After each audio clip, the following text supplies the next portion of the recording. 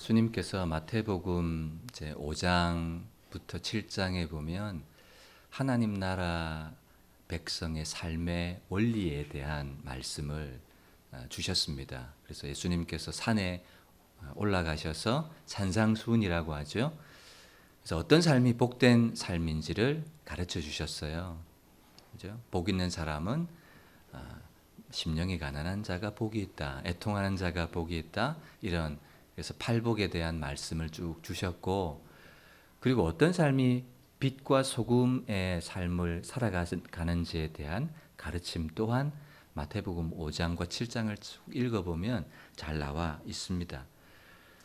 그래서 간음하지 말라, 노하지 말라, 분노하지 말라, 맹세하지 말라 이런 말씀도 나와 있고, 기도할 때는 이렇게 기도해라, 구제할 때는 이렇게 구제해라, 금식할 때는 이렇게 금식해야 된다 이런 말씀도 쭉 하고 있습니다. 모두 다 뭔가 하면 하나님 나라의 백성이 어떤 원리와 어떤 기준에 근거한 삶을 살아가야 될지를 말씀해주고 있는 거죠. 그래서 어떤 지식을 가지거나 개념을 가지고 있는 수준의 말씀이 아니라 모두 다 뭐예요? 살아내야 되고 실천해야 되는 삶의 영역이라는 거죠. 그냥 알고 있어라, 그런 내용을 너희 추구해라 이런 정도가 아니라 실천해야 되고 순종해야 되는 거예요. 그래서 하나님 나라 백성의 삶의 원리 혹은 삶의 기준, 삶의 법칙이라고 할 수가 있는 것이죠. 그래서 그 마태복음 7장 13절, 14절 하반절에 가면 좁은 문으로 들어가라. 멸망으로 인도하는 문은 그 길이 넓고 그리로 들어가는 자가 많다. 그러나 생명으로 인도하는 문은 길이 좁고 협착해서 찾는 사람이 적다. 이렇게 말씀하죠. 여러분, 여기 대비되는 길이 어떤 길입니까? 넓은 길, 그리고 좁은 길, 좁은 문, 넓은 문 이렇게 대비가 되고 있습니다. 여러분, 두 가지 길이 있습니다. 어떤 길입니까? 하나님 나라 백성의 삶의 기준과 원리로 살아갈 것인지 그것이 좁은 길이고요. 아니면 세상의 방법, 세상의 원리, 세상의 기준을 따라서 살아갈 것인지 그것이 넓은 길이죠. 넓은 문이죠. 그래서 두 가지 삶의 길밖에는 존재하지가 않는 것이죠. 세상의 원리와 세상의 법칙으로 살 것인가 아니면 하나님 나라의 원리와 법칙으로 살아갈 것인가를 말해주고 있습니다. 여러분, 하나님 나라의 원리, 하나님 나라의 그 삶의 방식만 있는 것이 아니라 세상도 뭐가 있어요? 세상도 사탄이 만든 세상의 원리가 있고 세상의 기준이 있고 세상의 법칙이 있는 거예요. 세상도 어느 날 그냥 펑 하고 생겨난 것이 아니라 아담의 범죄 이후에 세상을 다스리고 세상을 주관하는 공중 권세 잡은 왕 사탄이 있거든요. 그래서 예배소서 2장 2절의 말씀에 보면 그때에 너희는 그 가운데 행하여 이 세상 풍조를 따르고 공중의 권세 잡은 자를 따랐으니 곧 지금 불순종의 아들들 가운데 역사하는 영이라 이렇게 말씀하고 있잖아요. 그때 너희는 뭘 따랐어요? 예수님 믿기 전에는 세상의 삶의 원리와 세상의 삶의 법칙과 세상의 삶의 방식을 따라서 살았어요. 그 삶은 불순종의 아들들 가운데 역사하는 사탄의 영에 속아서 그렇게 살았어요. 그렇지만 예수님을 믿고 나서는 이제는 사탄의 통치를 받는 것이 아니라 하나님 나라로 옮겨졌기 때문에 이제는 하나님 나라의 통치를 받아요. 그 말은 하나님 나라의 통치의 원리, 통치의 목적, 하나님 나라 통치의 삶의 방식, 삶의 원리, 삶의 기준대로 이제는 살아가야 된다는 것을 의미하고 있는 것이죠. 이제 우리는 어떤 원리를 가지고 있습니까? 하나님 나라의 백성의 삶의 원리, 기준. 그것이 좁게는 산상수훈이지만 넓게는 하나님의 말씀이 전체죠. 그리스도인의 삶의 기준은요, 최고의 기준은, 최고의 원리는 하나님의 말씀인 성경이에요. 성경이 그렇다 하면 그런 거예요. 성경이 아니다 그러면 아닌 거죠.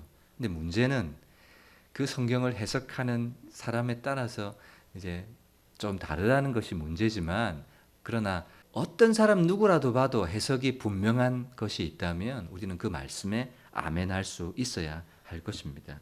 오늘 본문 말씀 14절에 보시면 세상이 그들을 미워하였사오니 이는 내가 세상에 속하지 아니함 같이 그들도 세상에 속하지 아니함이니이다, 이렇게 얘기하세요. 여러분, 지금 예수님의 대제사장적 기도입니다. 그리고 누구를 위한 기도예요? 제자들을 위한 기도예요. 지난 시간에는 뭐 해달라는 기도였습니까? 보존해달라는 기도, 지키고 보호해달라는 기도였고요. 오늘은 제자들을 위한 또 다른 측면에서의 기도인데, 제자들은 남겨지고 있잖아요. 그래서 지키고 보호해달라 이렇게 기도할 뿐만 아니라 남겨진 세상 속에서 어떤 대우를 받아요? 미워하고 핍박하는 대우를 받아요. 왜 그래요? 통치받는 대상이 달라요. 세상은 세상의 통치 기준, 사탄의 통치의 원리를 따라가요. 그러나 하나님 나라 백성인 제자들은 어떤 원리를 가지고 있어요?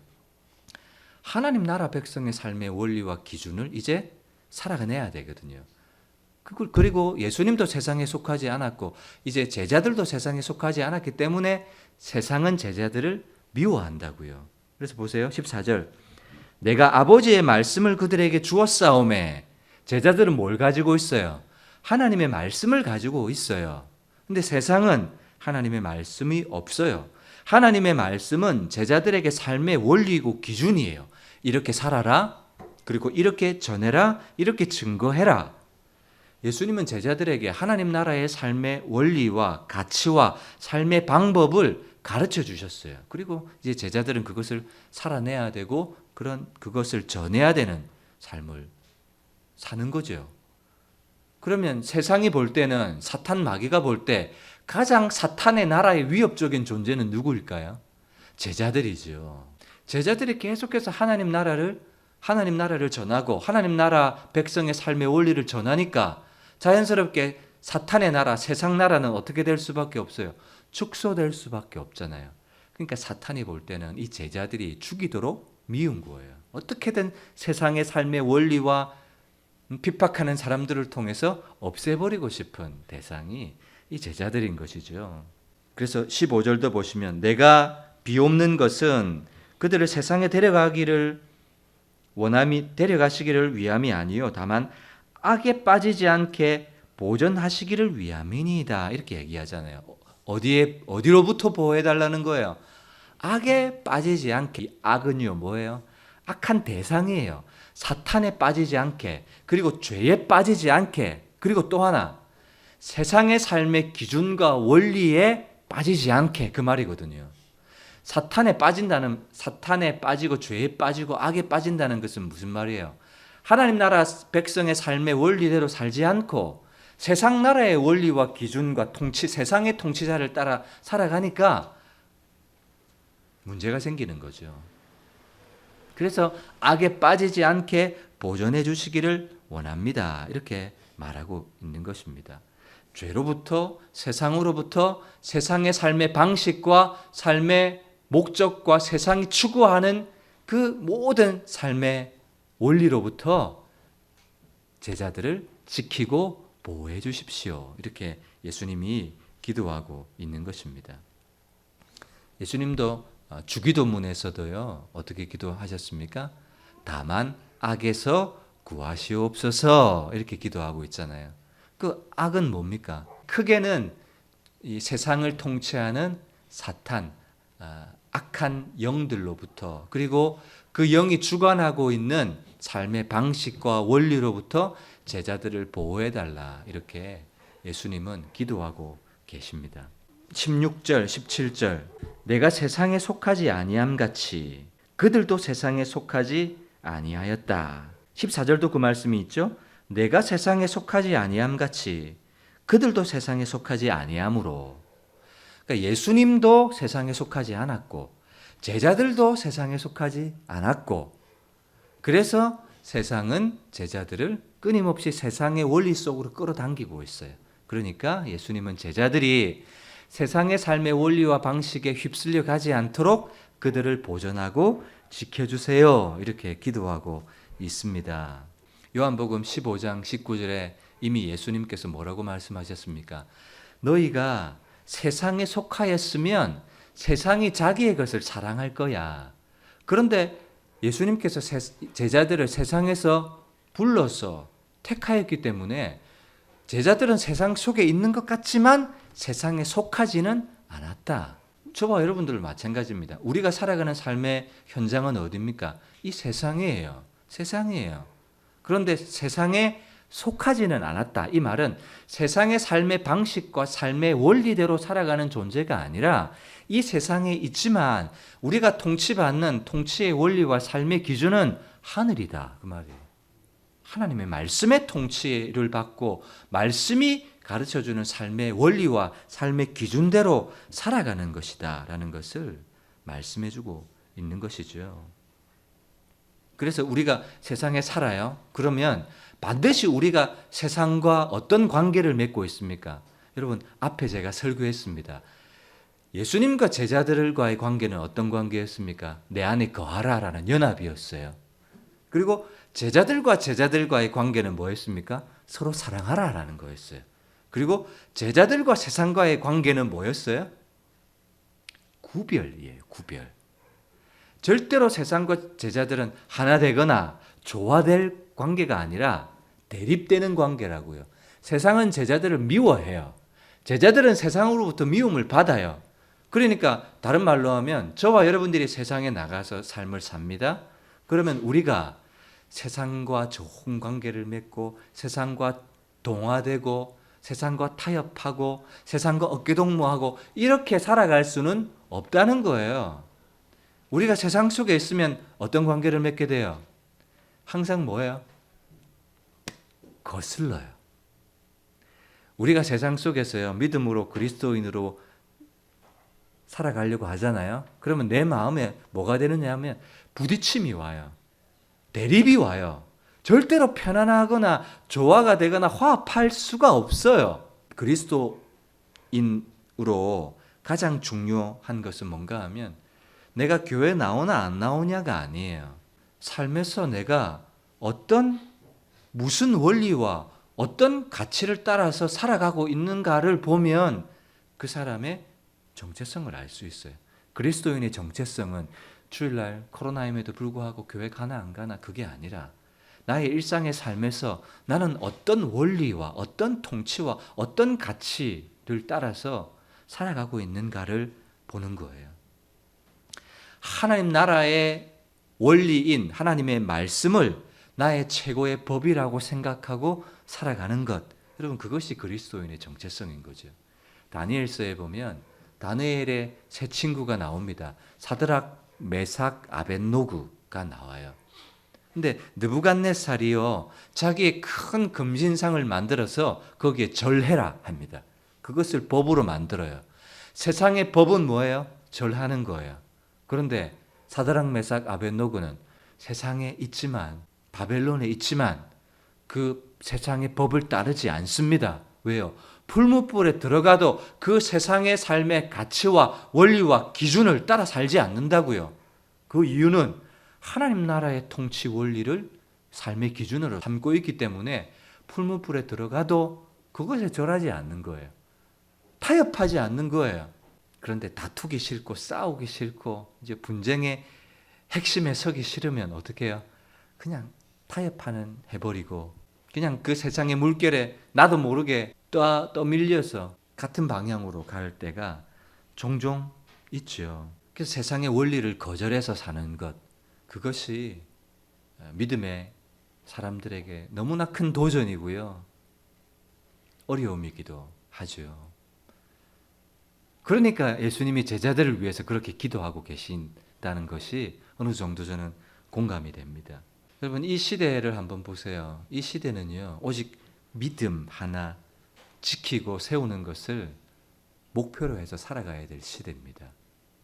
오직 믿음이라는 이 가치가 얼마나 퇴색되어져 버렸는지 몰라요. 인간의 이성이나 철학이나 사고나 형편으로 오직 믿음이 이제는 양보되기 시작하는 거예요. 오직 믿음, 솔라 피데, 오직 믿음의 가치가 퇴색되어져 버리고 있는 시대입니다. 저와 여러분들이 이 정신을 좀 회복했으면 좋겠습니다. 아니요, 저와 여러분들뿐만 아니라 오늘 이 시대의 한국 교회가 오직 믿음의 가치를 다시 회복시켜야 된다라고 생각합니다. 그러면 여러분, 세상의 원리와 세상의 기준과 가치를 따라 살지 않기를 예수님이 기도하고 계시는데, 그러면 어떻게 우리가 세상에 속하지 않고 살 수가 있습니까? 어떻게 세상의 원리와 세상의 가치를 따라 동화되지 않고 살아갈 수 있겠습니까? 예수님의 기도 속에 그 답이 나와요. 말씀을 보기 전에 여러분 한번 생각해 보세요. 어떻게 우리가 세상의 원리와 세상의 방법과 세상의 가치로부터 구별되어서 보존되어서 하나님 나라의 백성의 삶의 가치로 내가 살아갈 수 있을까? 내가 그리스도인의 정체성을 지키고 보존될 수 있을까? 라고 여러분 어떻게 대답하실 수 있겠어요? 누가 여러분들에게 집사님, 왜 어떻게 좀 그리스도인으로서 세상이 추구하고 세상은 이렇게 살라고 하지만 나는 하나님 나라 백성으로 보존되어서 하나님이 기뻐하는 믿음의 삶을 어떻게 하면 내가 살아갈 수 있을까요? 묻는다면 어떤 대답과 어떤 대안을 줄 수 있겠느냐 그 말이에요. 17절을 한번 보세요. 17절. 그들을 진리로 거룩하게 하옵소서. 아버지의 말씀은 진리입니다. 19절. 또 그들을 위하여 내가 나를 거룩하게 하오니 이는 그들도 진리로 거룩함을 얻게 하려 함이니이다. 여러분, 제자들이 어떻게 보존됩니까? 어떻게 세상의 삶의 원리와 가치로부터 하나님 나라의 통치 원리와 가치 기준을 따라 살아갈 수 있는가 하면 비결이 뭐예요? 진리예요. 진리. 지속적으로 하나님의 말씀을 공급을 받아야 되는 거예요. 지속적으로 하나님의 말씀이 자기 마음에 있어야 되는 거예요. 하나님의 말씀이 있어야 뭐 할 수 있어요? 세상의 원리와 세상의 기준으로부터 그거는 하나님 나라의 백성의 삶의 방식이 아니야 라고 말할 수 있잖아요. 이렇게 살라 세상은 얘기하는데 그리스도인이 이게 맞나? 저게 맞나? 이러고 있어요. 그런데 하나님의 말씀이 자기 속에 있으면 이건 세상의 원리야. 이건 세상이 추구하는 삶의 방식이야 라고 판단할 수가 있어요. 그리고 하나님의 말씀인 기준, 하나님 말씀의 방식대로 내가 살겠습니다. 이게 되는 거예요. 어떻게 우리를 세상의 가치로부터 지키는가 하면 때를 따라 주시는 하나님의 말씀이 있어야 진리로 우리가 거룩하게 될 수 있다라고 예수님은 제자들에게 기도하고 계신 거예요. 17절에 보면 진리로 거룩하게 하옵소서. 아버지의 말씀은 진리입니다. 이렇게 얘기를 했죠. 우리 앞에 말씀에서는 뭐라고 하였습니까? 진리를 알지니 진리가 너희를 자유케 하리라. 여러분, 이 말씀을 자유케 하리라 이렇게만 읽어서는 안 됩니다. 진리를 알지니 진리가 너희를 보존케 하리라. 진리를 알지니 진리가 너희를 승리케 하리라. 진리를 알지니 진리가 너희를 거룩케 하리라. 여러분, 이렇게 읽어야 돼요. 하나님의 말씀이 우리를 뭐합니까? 자유케 하고요. 이기게 하고 보존케 하고 승리케 하고요. 그렇기 때문에 저와 여러분들의 삶에 무엇이 있어야 돼요? 하나님의 말씀을 공급받는 삶이 있어야 돼요. 그래야 세상에서 밀려오는 세상의 삶의 방식과 삶의 원리와 삶의 기준과 삶의 목적으로부터 하나님 나라의 백성의 삶의 기준, 좁은 길에 설 수 있게 되는 거예요. 세상 사람들은 다 어떻게 삽니까? 돈을 모으고 돈을 추구하고 미래를 자기 노력으로 어떻게든 안전을 만들어내려고 합니다. 그건 세상의 방식입니다. 그러나 그리스도인들은 그런 삶의 방식을 따라 살지 않아요. 그 근거가 뭐냐? 대답했을 때 어떤 말씀을 내밀 수 있겠습니까? 말씀이 있어야 저와 여러분들 속에요, 말씀이 있어야 말씀을 내밀어요. 말씀으로 세상을 이기는 거예요. 말씀이 없이는 절대로 뭐 할 수 없어요? 세상에 맞대응할 수가 없어요. 우리의 무기는 말씀이에요. 에베소서 6장에 하나님의 전신갑주를 입어라 하면서 머리부터 발끝까지 보호장구가 나오는데 공격용 무기는 하나밖에 없어요.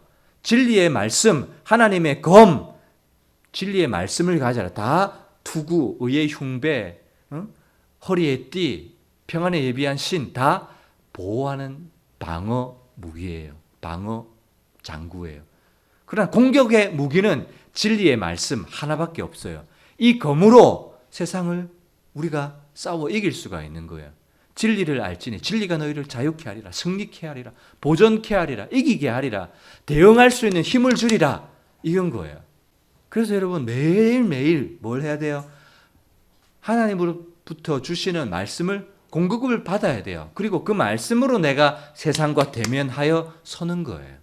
늘 내가 하나님의 말씀을 공급받는 통로가 있으셔야 돼요.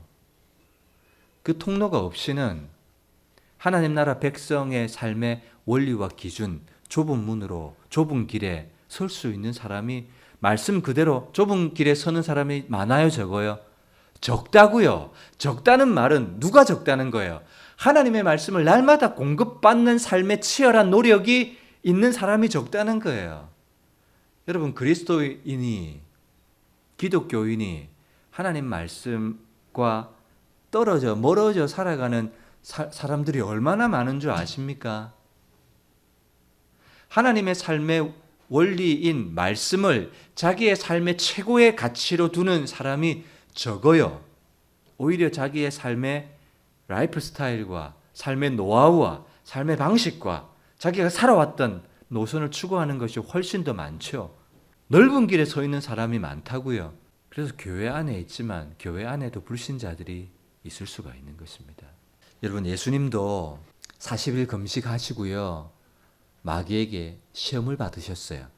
근데 예수님이 마귀에게 시험을 받으셨는데 어떻게 예수님 자신을 보호하셨어요? 어떻게 그 유혹으로부터 승리하셨냐, 그 말이에요. 그렇죠. 기록되었으되 사람이 떡으로만 살 것이 아니라 오직 하나님의 입에서 나오는 모든 말씀으로 살 것이니라. 신명기 8장의 말씀으로 이기셨어요. 기록되었으되 주 너희 하나님을 시험하지 말라. 기록된 말씀, 예수님도 구약에 있는 말씀을 알고 계셨기 때문에 그 말씀을 검으로 이기셨다고요. 기록되었으되 오직 주 하나님만 경배하고 오직 하나님만 섬길지니라, 이렇게 이기셨다고요. 그런데 하물며 그리스도인들이 우리 속에 뭐가 없어요? 암송된 말씀도 없고 가지고 있는 검이 없어요. 그러니까 이런 상황이 오면 내밀 수 있는 사무용 도루묵 칼이라도 있어야 되는데 거기 들고 있는 무기가 없어요. 그러니까 뭐 할 수 없어요. 맞대응할 수가 없어요. 그러니까 치는 거예요. 세상의 가치 속에 휩쓸려 가는 거예요. 뭐가 있어야 된다고요? 여러분, 말씀의 검이 있어야 돼요. 그래서 세상이 이거다, 사탄이 이거다, 이게 아닌가라고 유혹해 오고 헷갈리게 우리를 하면 우리는 아니다, 분명한 하나님의 말씀, 기록되었으되, 예수님이 마태복음 4장 읽어보세요. 기록되었으되, 신명기 8장과 6장의 말씀을 딱 암송하고 계시다가 말씀으로 사탄을 딱 승리하고 이기셨다고요. 그러니까 우리의 자녀들이 왜 암송을 해야 됩니까? 왜 우리 속에 말씀의 카드를 많이 갖고 있어야 되느냐, 그 말이에요. 기도할 때도요, 우리의 것으로 기도하는 것도 중요하지만 말씀으로 기도하는 훈련을 해야 됩니다. 말씀으로. 마태복음 5장부터 7장의 말씀도 보면 구하라, 그러면 주실 것이요. 찾으라, 그러면 찾을 것이요. 문을 두드리라, 그러면 열릴 것이니 하나님 이렇게 말씀하셨죠 라고 하면서 말씀으로 기도하는 거예요. 하나님, 먹을 것, 입을 것, 마실 것 그거 염려하지 말라 하셨죠. 하나님 말씀대로 제가 먼저 그의 나라와 그의 의를 구하겠습니다. 이러면서 하나님의 말씀이 있어야 기도가 깊어지고 넓어지고, 하나님의 말씀이 많아야 내가 세상을 대하는 태도가 달라져요. 근데 말씀이 나에게 적다, 부족하다, 그러면 어떤 원리를 따라 살아갈 수밖에 없어요. 자연인으로 세상에서 살아가는 삶의 방식에 휩쓸릴 수밖에 없다는 것이죠. 고린도전서 15장 50절 말씀 마지막으로 한번 보고요. 정리하겠습니다. 다 같이 읽습니다. 시작. 형제들아 내가 이것을 말하노니 혈과 육은 하나님 나라를 이어받을 수 없고 또한 썩는 것은 썩지 아니하는 것을 유업으로 받지 못하느니라. 보세요. 혈과 육으로는 뭘 할 수 없어요? 하나님 나라를 이어받을 수 없다는 거예요. 혈과 육만 가지고는 하나님 나라의 삶의 원리를 살아갈 수가 없어요. 썩을 것으로는 썩지 아니하는 것을 유업으로 받을 수 없다고요. 그럼 뭐가 있어야 돼요? 혈과 육이 아니라 살아있는 하나님의 말씀이 있어야 하나님 나라의 백성의 삶의 원리와 가치 기준으로 우리가 살아갈 수 있는 거예요. 하나님의 말씀이 있어야 삶의 목적도 달라져요. 진리를 지속적으로 공급을 받아서 그래야 좁은 길, 좁은 문에 살아갈 수가 있어요. 내가 어느 순간에 좁은 문, 좁은 길에 서 있어요. 그런데 지속적인 하나님의 말씀의 공급이 없이는 나도 모르게 어디로 가요? 넓은 문으로 간다고요. 여러분 잘 보세요. 목사도 그렇습니다. 제가 목사지만요. 날마다 하나님 말씀 앞에 서지 않고 기도의 자리를 소홀하게 되면 목사가 걷는 길도 어떻게 해요?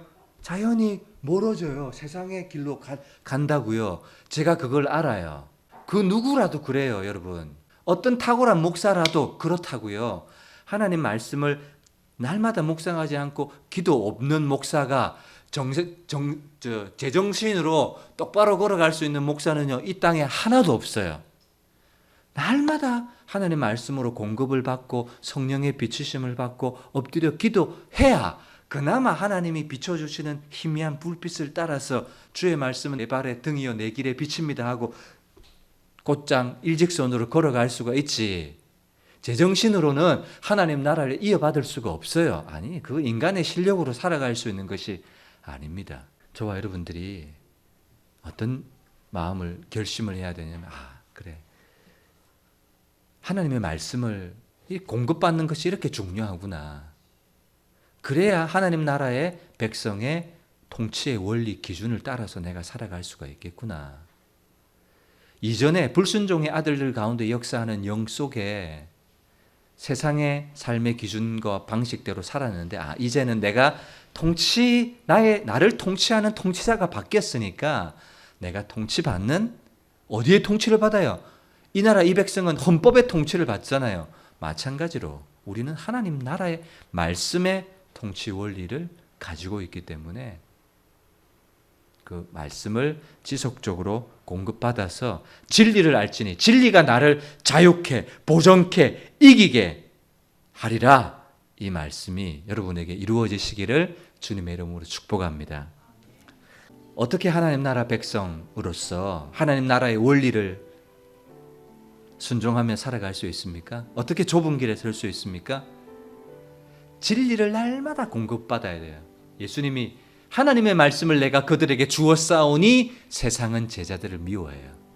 왜냐하면 제자들은 다른 삶의 기준을 가지고 있기 때문에.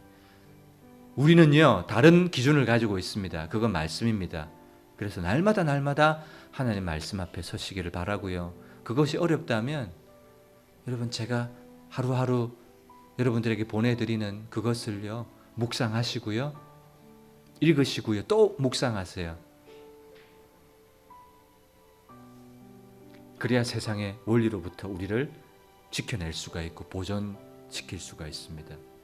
그게 거룩하게 되는 비결이에요. 거룩의 비결은 다른 것이 없습니다.